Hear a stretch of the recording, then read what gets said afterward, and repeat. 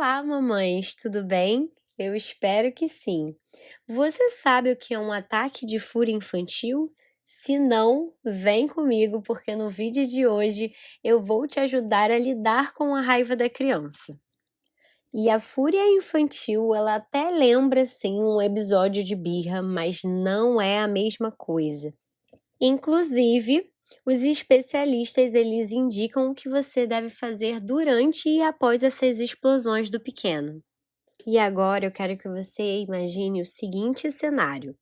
É um domingo de manhã e você decide levar o seu pequeno até o parquinho para ele brincar. E aí ele acaba se entretendo com outras crianças, está tudo ótimo, até que acontece um desentendimento durante alguma brincadeira e o seu filho começa a gritar, a chorar e a atirar objetos para todos os lados. Ele começa a ter comportamentos agressivos, e isso é bem comum quando há os ataques de raiva e quando eles tomam conta da criança, né? Eu sei que nem sempre a gente consegue identificar e saber o motivo dessa crise e também como a gente deve agir perante ela. Principalmente para a gente acalmar o pequeno, né? E para que ele não carregue essas emoções também indesejadas por tanto tempo assim. E aí essa situação acontece e você deve ficar se perguntando: tá bom, eu tento distrair ele, eu afasto ele dos amiguinhos, mas vamos lá, eu quero que você entenda, na verdade, aprenda a saber diferenciar esses picos de fúria de outras emoções que você já conhece bem. E será que um ataque de raiva ele é a mesma coisa que uma birra? Por exemplo, deitar no chão, espernear, berrar. Observando esse comportamento do seu filho de longe, né? Eu acho que você pode até pensar que não passa de uma birra, só que os especialistas eles concordam que sim, que essas manifestações elas não são idênticas. E a birra, a gente pode pensar como sendo algo, né, um movimento que faz parte sim do desenvolvimento da criança. Na fase em que ela está começando a assimilar as regras, as leis da cultura e quando acontecimentos também externos começam a regular o que ela está sentindo por dentro, o que ela pode fazer ou não. Por exemplo, se a criança ela quer continuar assistindo a TV, mas está na hora do banho, né? E ela pode ali começar a ficar bem birrenta, isso pode acontecer.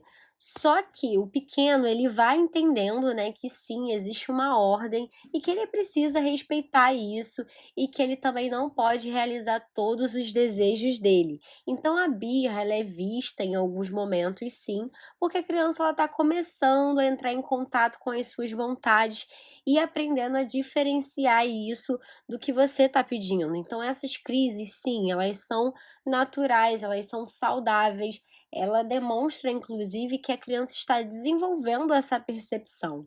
Mas, para o outro lado, né, existem os ataques de fúria, que eles não estão, às vezes, associados necessariamente a um entendimento dessas regras, e eu vou explicar.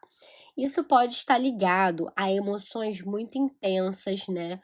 Que a criança ela está começando a entrar em contato, por exemplo, o medo, o pavor, o ciúmes excessivo. E são sensações incontroláveis que ela não consegue racionalizar e ela precisa colocar para fora de uma forma reativa esses conteúdos que não está entendendo, ela não está assimilando.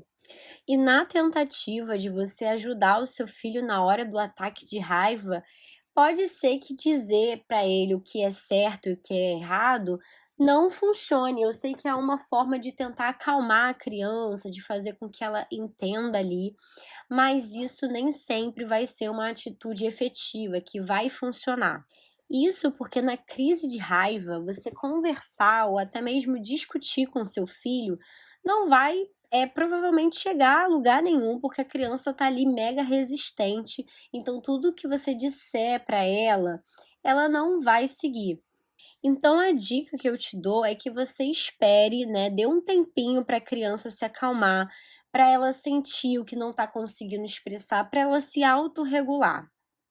Mas que se no caso a criança ela poder representar algum risco, né, as pessoas que estão por perto, eu sei que medidas concretas elas precisam ser tomadas mediante a esses comportamentos agressivos. Mas é importante que você esteja preparada, pronta para acolher o seu filho e, por vezes, você construir também um espaço para conter a criança. E o ponto-chave aqui é você afastar o seu filho das outras crianças, né? No caso do cenário em que eu falei, da criança estar ali no parque com outros amiguinhos, mas sem também isolar a criança. Então, o que eu recomendo?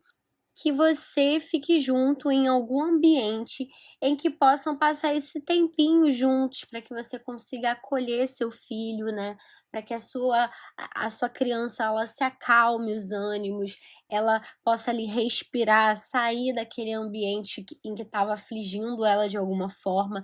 Então, nesse momento, não existem aí regras a serem faladas, mas é muito importante que você partilhe desse momento, né, que você possa servir como uma companhia para o seu filho, que você possa propor alguma atividade, propor até mesmo ficar em silêncio. Então, outra dica que eu tenho é que você evite responder, por exemplo, da mesma forma que o seu filho, tendo em vista que ele pode sim dizer algumas palavras até feias para você, ou até tentar te bater, mas que você não se iguale naquela atitude, esteja serena, esteja tranquila, para que ali vocês consigam estabelecer principalmente uma conexão, um diálogo, que aquela criança ela consiga sair daquele limbo.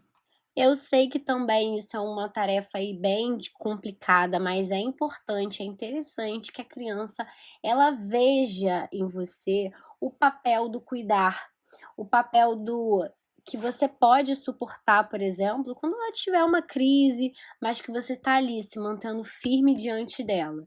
Isso porque os ataques de fúria, eles não são racionais. A criança ela está totalmente envolvida com diversas emoções que ela muitas das vezes não sabe nomear e está entrando em contato pela primeira vez. É um misto. E aí, depois da tempestade, depois que essa poeirinha abaixar, é importante que exista um diálogo, então que você converse sobre o que cada um sentiu naquele momento de ataque de fúria, buscando entender o que deixou o seu filho tão nervoso e também como você recebe aquela reação, como você percebe. E dentro dessa conversa, a criança pode escutar e falar muitas vezes, né, demonstrar que ela está se sentindo culpada pela situação, então pode vir sentimentos como culpa, vergonha, e isso também é absolutamente saudável no desenvolvimento da criança. E é importante que você não puna o seu filho, não criminalize ela, né, mas que você consiga proteger ela desse sentimento, que você consiga explicar para ela que esse sentimento ele é natural, mas que ela precisa aprender a lidar com essas situações. Então, ou seja, deixe claro para o seu filho que ele foi responsável pela situação, mas que da próxima vez ele pode fazer diferente, ele pode construir novas soluções. Mas eu quero te dar um alerta importante. Na maioria dos casos, esses ataques de raiva, eles não passam sim de reações comuns entre as crianças pequenas, só que em algumas situações esse comportamento ele merece sim uma atenção extra que você pode verificar, né, que trata realmente de uma coisa mais séria, como por exemplo o transtorno opositor desafiador, que é o TOD, né, que costuma surgir entre os 3 ou 4 anos de idade. E esse transtorno, ele se caracteriza por reações emocionais extremamente exageradas, né? A criança ela chega a quebrar objeto dentro de casa, a fazer chantagem emocional, ela demonstra reações realmente, como o nome fala, desafiadoras, né? Com a família, na escola, com você. Então, a criança com TOD, ela não consegue realmente elaborar bem as situações, principalmente quando ela é contrariada, então esse quadro ele não se modifica com o tempo sem, claro, uma intervenção psicológica, como uma birra, por exemplo, que você consegue ali manejar de uma forma, mesmo sem o conhecimento, né, psicológico, mesmo sem um terapeuta. Só que existe sim essa possibilidade, como outras possibilidades, né? Então é muito importante nesse caso, se você vê que está tendo um grande prejuízo ou uma dificuldade de manejar, que você busque por uma psicóloga infantil ou uma neuropsicopedagoga, que também seria excelente nesse caso, para que você também se sinta tranquila, não se desespere. É importante você saber que pode sim ser uma coisa mais grave, mas é lógico, não tente fechar um diagnóstico por conta própria, porque não é dessa forma. Busque sim uma ajuda profissional caso o comportamento do seu filho esteja principalmente gerando muito sofrimento para ele. Então é importante você buscar ajuda, né? E isso não é vergonha nenhuma, isso de forma alguma diz que você não é uma boa mãe ou que você não conseguiu atender as expectativas maternas, ok? É com muito carinho que eu quero que você confronte esses pensamentos, que eu sei que como mãe, eles podem surgir, né, de uma autocobrança excessiva, mas que eu sei, eu tenho absoluta certeza que você como mãe tem feito o seu melhor. E se esse conteúdo gratuito ele te ajudou, saiba que eu tenho um curso completo sobre educação infantil. E se caso você tenha interesse, basta apenas clicar no link da descrição. Um beijo e nos vemos no próximo vídeo.